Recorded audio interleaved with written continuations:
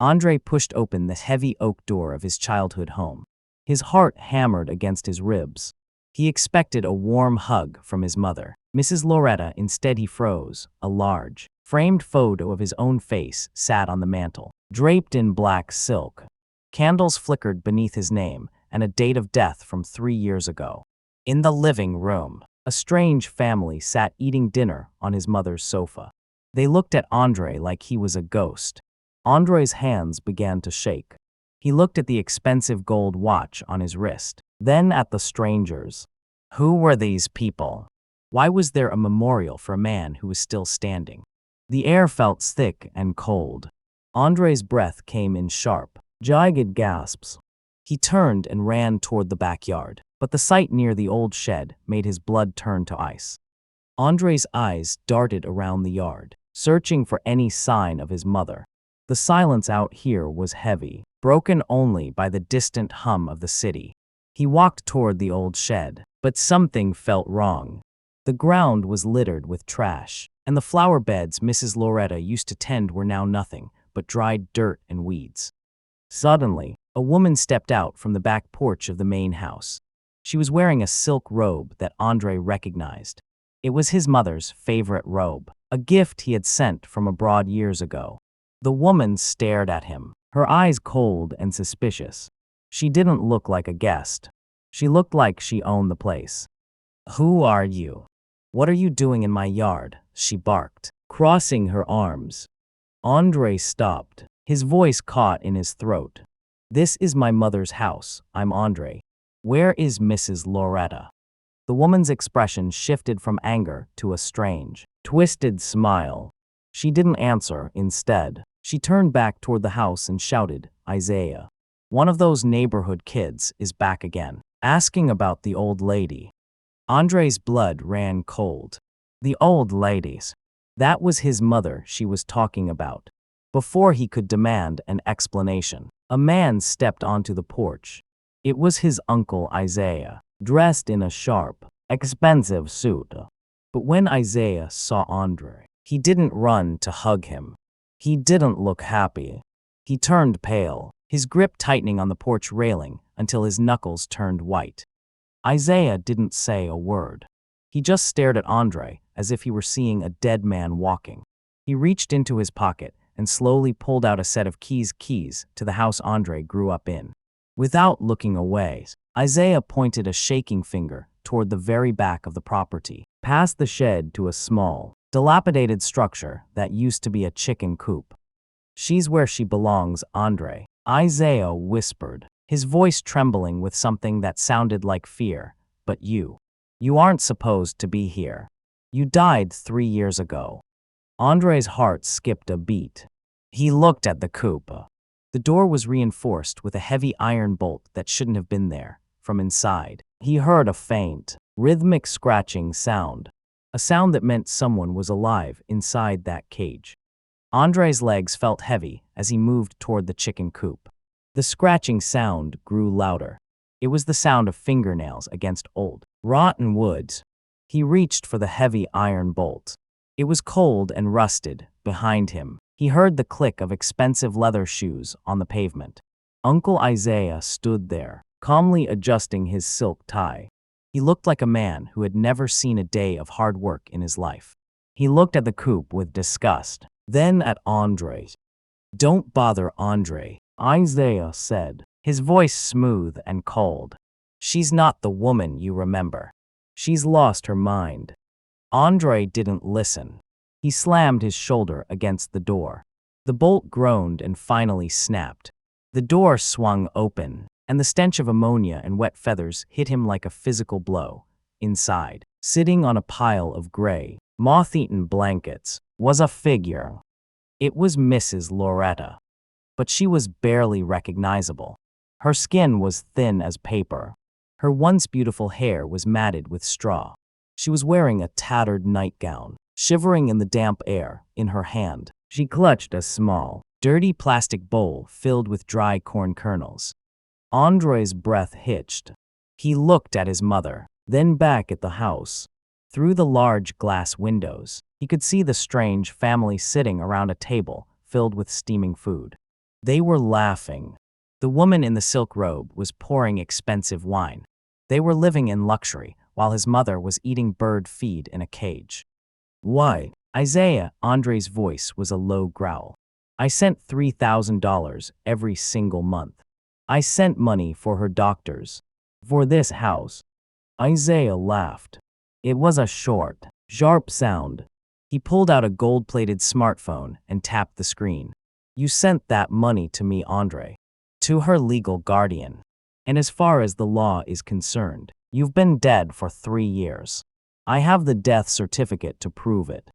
Andre stepped out of the coupe, his fists clenched. But as he moved toward Isaiah, a black car pulled into the driveway. 2 men in dark uniforms stepped out. They weren't police.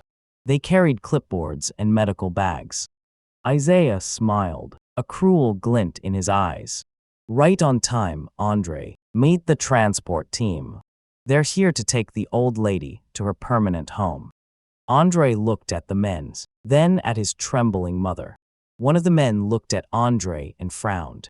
He looked at his clipboard, then back at Andre's face. Wait. The man whispered. This name. This can't be right. The man in the uniform stepped closer to Andre. He held the clipboard up to the dim light filtering through the coupe's doorway. His eyes moved back and forth between the paper and Andre's face. Sir, this file says Andre is the deceased party, the man said, his voice cracking. But you're standing right here. And this death certificate. It's signed by a clinic that was shut down for fraud last year. Isaiah's smile vanished. He stepped off the porch, his expensive shoes crunching loudly on the gravel. It's a mistake. A clerical error. Just take the woman. She's dangerous. She belongs in the asylum.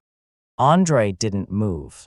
He felt his mother's frail hand reach out and grab the hem of his jacket. She wasn't scratching the wood anymore. She was pointing at Isaiah's pocket. The phone, Mrs. Loretta whispered, her voice like dry leaves. The recordings, Andre. He didn't know the old phone was still on. Isaiah lunged forward, trying to grab Andre's arm, but the second officer blocked his path.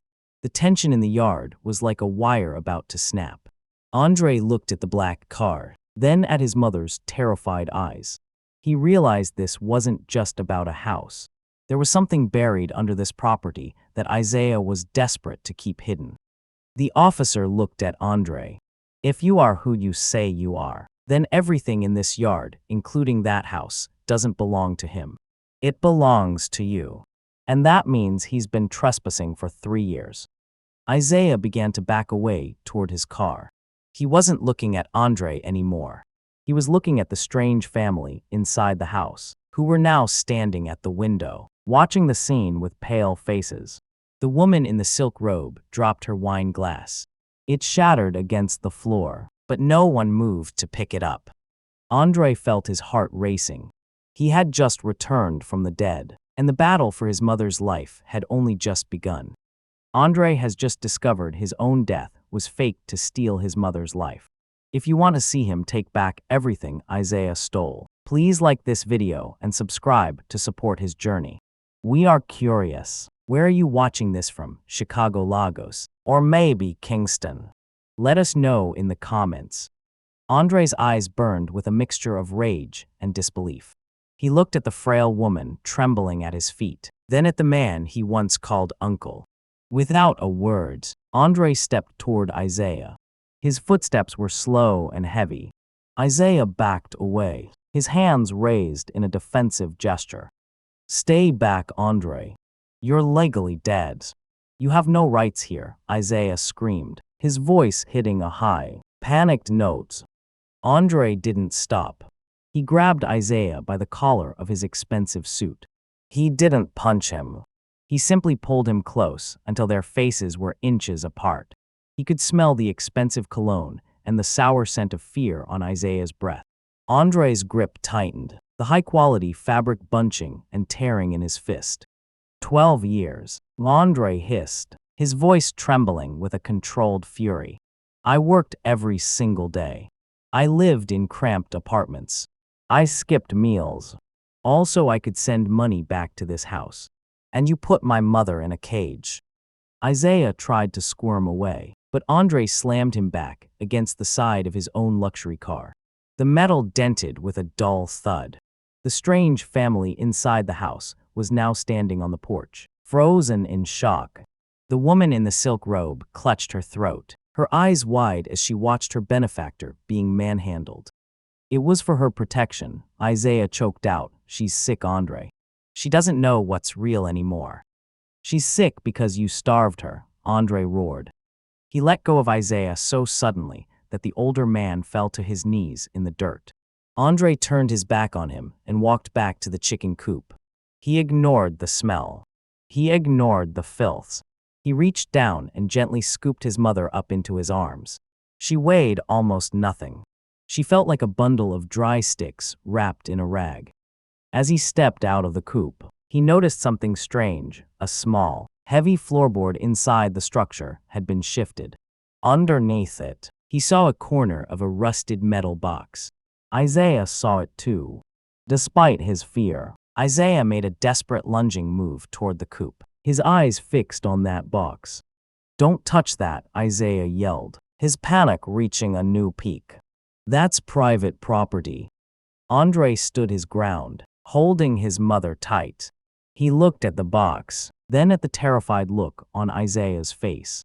What was in that box that was more important to Isaiah than his own safety? Why was it hidden in the one place everyone was supposed to avoid? Andre kept his arm firmly around his mother as Isaiah scrambled toward the rusted metal box. Before Isaiah could reach it, the woman in the silk robe, Sheila, ran down the porch steps. Behind her, the tenants of the house and a few curious neighbors began to gather at the fence. They weren't there to help. They carried phones, filming the scene like it was a local circus. "Get him away from there," Sheila screamed, pointing a manicured finger at Andre. "He's a stranger. He's attacking my husband." A neighbor, an elderly man named Mr. Henderson, who had lived on the block for 40 years, squinted through the fence. "That ain't no stranger, Sheila," he called out. "That looks like Loretta's boy. The one we were told died in a car wreck in Atlanta." The crowd began to whisper. The cameras stayed up. Andre felt the weight of their judgment. To them, he was a ghost who had abandoned his mother for 12 years, only to return and cause a scene. He felt the sting of shame, but it was quickly replaced by cold iron resolve. Isaiah grabbed the rusted box and clutched it to his chest, his eyes darting around like a cornered animal. "Mr. Henderson, don't listen to him. This man is an imposter. He's here for the insurance money." Sheila turned to the crowd, her voice loud and dramatic. "We took her in, we fed her. We gave her a place to stay when everyone else forgot her name. And now this. This ghost wants to take our home." Andre looked down at Mrs. Loretta. She was hiding her face in his chest, trembling at the sound of the shouting. He realized that in the eyes of the neighborhood, Isaiah was the savior and he was the villain. Isaiah had spent 3 years building a lie that everyone bought. Just then, Sheila's son, a tall young man in a college tracksuit, stepped forward. He reached for the box in Isaiah's hands. "Dad, just give it to the police. If there's nothing in there, why are you shaking?" Isaiah pulled the box away, nearly knocking his own son over. "No. This is family business. Nobody touches this." As Isaiah moved, the rusted lock on the box rattled. A small, yellowed piece of paper slipped through a crack in the metal and fluttered to the mud. Andre stepped on it before Isaiah could grab it. He looked down and saw a seal he recognized. It wasn't an insurance paper. It was a property deed with a date from only 6 months ago. But the name on the bottom wasn't Isaiah's. And it wasn't Andre's either. Andre bent down and snatched the yellowed paper from the mud. Isaiah lunged for it, his face twisted in a mask of panic, but Andre shoved him back with one arm. He wiped the slime from the document. His eyes widened. The name at the bottom, written in bold, official ink, was Sheila's. Andre turned his gaze toward Isaiah's wife. The house isn't even in Isaiah's name. You transferred it to yourself 6 months ago." The crowd gasped. Sheila didn't flinch. She stepped forward, her heels clicking sharply on the driveway. She looked at the neighbors, then back at Andre with a look of pure cold pity. "Yes, Andre, I did," she said, her voice loud enough for every phone to record. "Because someone had to pay the taxes you ignored. Someone had to pay the medical bills your dead status left behind. Do you know how much it costs to keep a woman in her condition alive?" Andre's grip on his mother tightened. "I sent money every single month." Sheila laughed a dry, bitter sound. She pulled a stack of bank statements from her purse as if she had been waiting for this moment. She tossed them at Andre's feet. "Take a look. Big shot, those checks you sent. They were flagged, frozen by the state because the sender was reported deceased. We haven't seen a single cent of your so-called success in 3 years." Andre looked down at the papers. The transactions were marked with red ink, rejected. Account frozen, deceased. His heart sank. He looked at his mother, then at Isaiah, who was now smirking behind his wife's shadow. The neighbors began to murmur, their sympathy shifting back to the couple. "He abandoned her," a woman whispered from the fence. "He let them struggle while he lived the high life, and now he wants to claim the property." Andre felt a wave of nausea. Had his money never reached her? Had he unknowingly left his mother to starve while he thought he was her savior?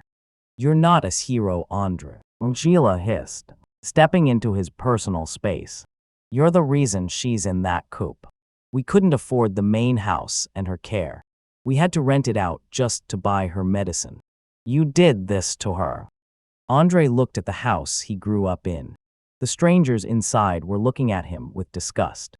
He felt the weight of 1,000 eyes judging him for a crime he didn't understand. But then, he felt his mother's fingers dig into his arm. She wasn't looking at Sheila. She was staring at the rusted box Isaiah was still clutching like a lifebuoy. "The letters," she whispered, her voice trembling. "Check the dates on the letters, Andre." Andre looked at Isaiah. If the money was frozen, why was Isaiah still so afraid of that box? And why was there a fresh, expensive SUV in the driveway if they were too poor to keep Loretta in her own bedroom? Andre looked down at the frozen bank statements at his feet. The red deceased stamps blurred before his eyes. He felt a sudden, crushing weight of guilt. He looked at his mother's skeletal frame and then back at Sheila's self-righteous face. For a second, he believed her. He believed he was the monster who had starved his own mother by being careless. "I didn't know," Andre stammered, his voice breaking.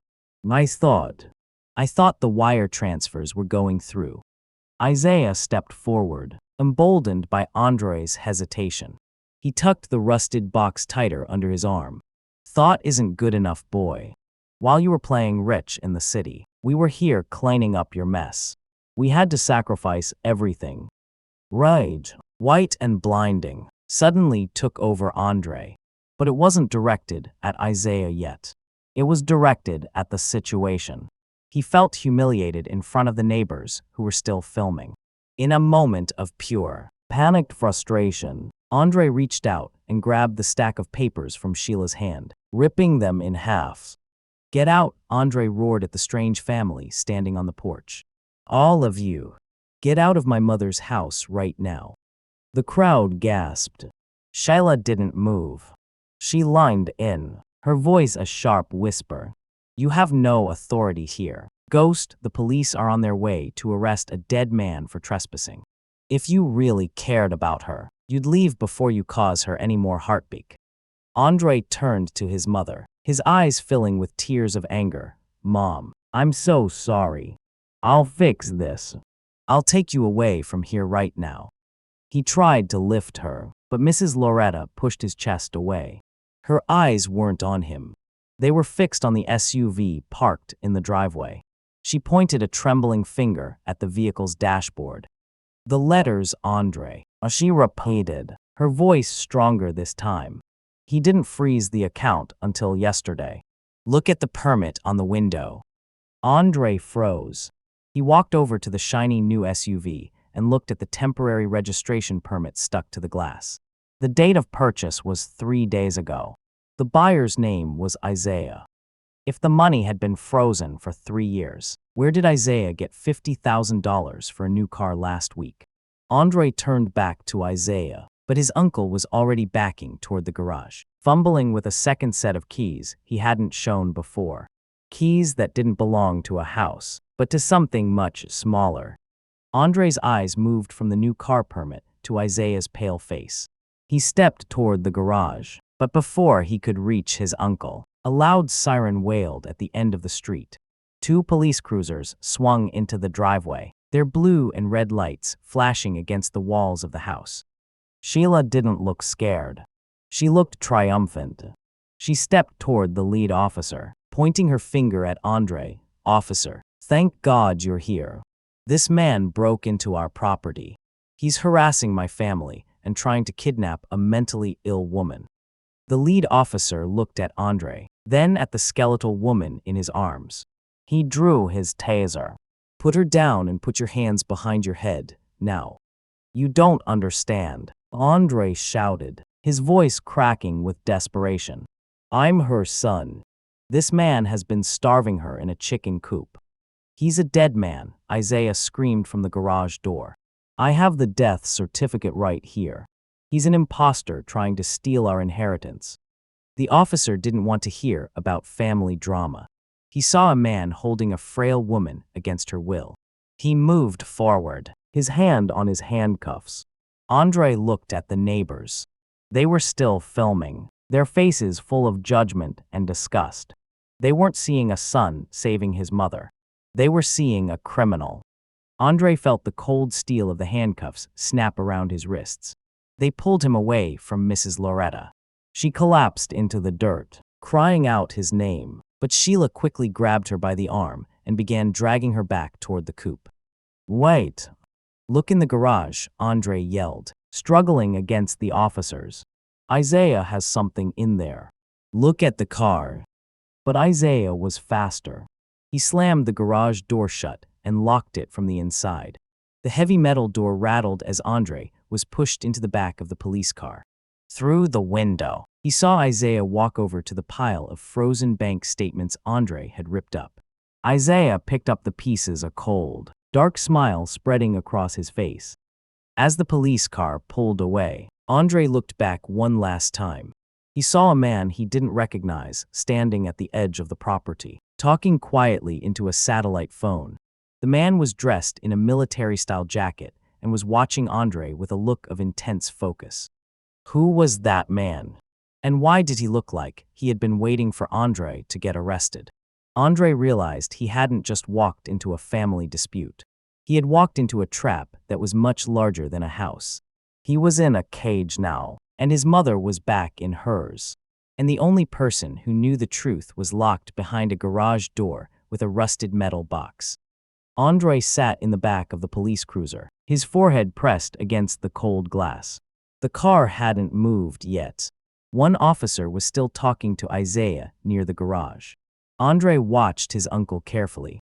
Isaiah was clutching the pieces of the ripped bank statements. He looked relieved, but then, the man in the military jacket approached the car. He didn't look at the police. He looked directly at Andre and tapped a small electronic device against the window. A muffled voice crackled through the car's speakers. "Check your mother's locket, Andre. The one she never takes off." Andre froze. The man disappeared into the shadows before the officers returned to the driver's seat. Andre looked out the rear window. Sheila was dragging Mrs. Loretta back toward the chicken coop. But as his mother struggled, her hand flew to her neck, clutching a small, silver locket. Andre remembered that locket. It was a cheap piece of jewelry his father had bought at a street fair. "Wait," Andre shouted, kicking the back of the front seat. "That locket, it's not just jewelry." The officer ignored him and started the engine. But at that exact moment, the garage door creaked open. Isaiah thought the coast was clear. He stepped out, carrying the rusted metal box toward a trash incinerator in the corner of the yard. He was moving fast. He didn't see Mrs. Loretta break free from Sheila's grip. With a sudden burst of strength, the frail woman lunged at Isaiah. She didn't go for the box. She grabbed his gold-plated phone.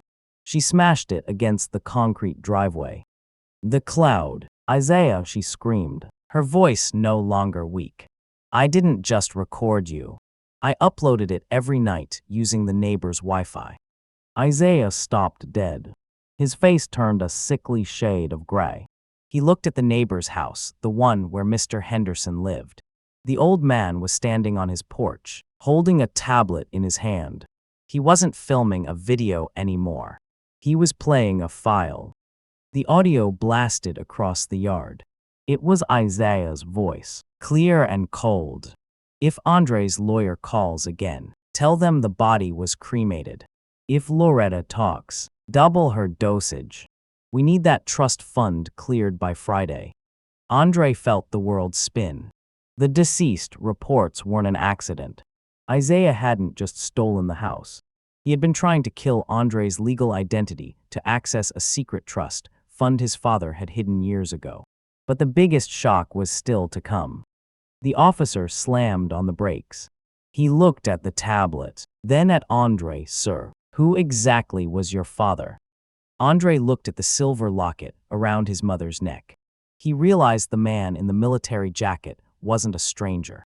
He was a private security contractor. And he wasn't there for Isaiah. He was there because the dead son was the only person alive who had the biometric key to a fortune Isaiah couldn't even imagine. But where was the key? Andre looked at his own hand. He looked at the scar on his thumb from a childhood accident. Now he knew exactly why Isaiah needed him in those handcuffs. The police officer stared at the scar on Andre's thumb. He slowly reached over and unlocked the handcuffs. The metal clicked open, leaving deep red marks on Andre's wrists. Andre didn't feel the pain. He felt a crushing weight in his chest. He looked out the window at his mother, still standing in the dirt, clutching that silver locket. "I was so busy being successful," Andre whispered, his voice thick with tears. "I thought money was the only way to protect her. I didn't even check if she was the one answering my calls." He pushed the car door open and stepped out. He didn't run toward Isaiah. He walked straight to Mrs. Loretta. He ignored the neighbors, the cameras, and the police. He knelt in the mud in his $1,000 suit and put his head in his mother's lap. "Forgive me, Mom," he sobbed. "I left you alone in the dark for 12 years. I let them convince me you were okay just because I saw a number in a bank account." Mrs. Loretta's hand, rough and thin, stroked his hair. "I never stopped writing, Andre. I thought you just couldn't read them where you were." Andre looked up. He took the silver locket from her neck. He pressed his scarred thumb against a small, hidden indentation on the back of the pendant. A tiny blue light flickered once, then twice. It wasn't just jewelry. It was an encrypted drive. His father hadn't left a simple inheritance. He had left a digital ledger of every illegal transaction Isaiah had ever made using the family's name. Isaiah saw the blue light and began to shake. He backed away toward the incinerator, desperately trying to throw the rusted box into the flames. But the man in the military jacket was already there. He caught Isaiah's wrist and twisted it until the box fell to the grass. "The money is gone, Isaiah," the man said coldly. "It's been gone since the moment Andre stepped onto this property." Andre stood up, holding his mother's hand. He looked at the house, the tenants, and the lies. He realized the box wasn't the goal. The box was a distraction. He looked at the man in the military jacket and realized he knew where the real treasure was hidden. "Mom," Andre asked, his voice steady now, "where is the old Bible? The one Dad kept in the cellar?" His mother's eyes widened. She looked at the garage, then back at Andre. Isaiah didn't find it. But someone else did, Andre. Someone who has been waiting in that house for 3 days. Andre's eyes snapped toward the main house. "Who's inside?" "Mom," he asked, his voice low. but Mrs. Loretta didn't have time to answer. A heavy thud echoed from the basement windows, followed by the sound of breaking glass. Andre didn't wait. He sprinted toward the side entrance, his polished shoes slipping on the wet grass. He reached the cellar door and kicked it open. The air was damp and smelled of old paper. In the corner, a figure was crouched over a hole in the concrete floor. It was Isaiah's son, the young man in the college tracksuit. He was holding a leather-bound Bible, his hands trembling as he tried to rip the back cover open. "Put it down," Andre shouted, his voice echoing in the small room. The young man jumped, dropping the Bible. He looked at Andre, then at his father Isaiah, who was being dragged toward the cellar by the police. "I didn't know," the boy cried. "Dad told me there was a map inside. He said it was the only way to save our family." Andre stepped forward and picked up the Bible. He didn't look for a map. He turned to the very last page, where his father's handwriting was faded but clear. Underneath a family blessing was a small, flat key made of a strange dark metal. Isaiah struggled against the officers, his eyes bloodshot with greed. "That's mine. My brother promised me a share. He promised you a share if you took care of Loretta," the man in the military jacket said, stepping into the cellar. "But the moment you put her in that coop, you triggered a survival clause, Isaiah. You didn't just lose the house. You lost the right to exist in this family's history." Andre ignored the shouting. He took the small key and walked back upstairs, out into the yard where the neighbors were still gathered. He didn't go to the house. He went to the old, rusted well at the edge of the property. He inserted the key into a hidden slot behind a loose stone. A heavy mechanical groan vibrated beneath their feet. The neighbors backed away as the ground near the well began to shift. It wasn't a vault of gold. It was a metal cabinet rising from the earth, filled with thick, black binders. "What is that?" Sheila screamed, her voice cracking. Andre pulled out the top binder and opened it. His face went pale. It wasn't just bank statements. It was a detailed log of every letter he had sent, every check he had signed, and every single time they had been intercepted by the local post office, signed by a name he never expected to see. Andre looked at the lead police officer. "You might want to check the badge number on your partner's sleeve." The lead officer turned slowly toward his partner, whose hand was already hovering over his service weapon. The younger officer's face was drained of all color. He didn't wait for a command. He turned and bolted toward the back fence, but the man in the military jacket was faster. A single, heavy tackle sent the corrupt officer into the dirt. Andre didn't watch the arrest. He walked back to Mrs. Loretta and knelt beside her. He took the black binder and laid it in her lap. It contained every stolen letter, every suppressed cry for help, and the original deed to the house that Isaiah thought he had burned. "It's over, Mom," Andre whispered. Isaiah and Sheila were led away in handcuffs, their screams of protest fading as the police car doors slammed shut. The crowd of neighbors began to disperse, their cameras finally turning off. The silence that followed was peaceful, broken only by the sound of the wind through the trees. Andre spent the next few hours clearing out the filth from the main house. He threw Isaiah's expensive furniture onto the lawn. He tore down the dark curtains. He opened every window until the house smelled like fresh air and home again. He carried his mother into her old bedroom. He tucked her into clean, white sheets that smelled of lavender. "I'm staying, Mom," Andre said, sitting on the edge of the bed. "The business in the city can wait. I missed 12 years of Sunday dinners. I'm not missing another one." Mrs. Loretta smiled, her eyes finally bright with hope. She reached under her pillow and pulled out a small, crumpled envelope. It wasn't a letter Andre had sent. It was a letter she had written to him, but never mailed. "Read it when you're ready," she said softly. Andre opened the envelope. Inside was a single photograph from the day he left. But on the back, there was a list of names of people in the city who had helped Isaiah keep him away. Andre felt a cold shiver down his spine. Isaiah wasn't alone in this. Some of the very people Andre worked with every day were part of the betrayal. He looked out the window at the quiet street. He had won the house back. He had saved his mother. But the list in his hand meant the real reckoning was just beginning.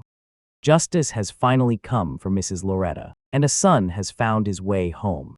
If you believe that karma always finds its way, please like this video and subscribe for more powerful stories. What would you do if you discovered your own family was your greatest enemy? Share your thoughts and tell us where you are watching from today.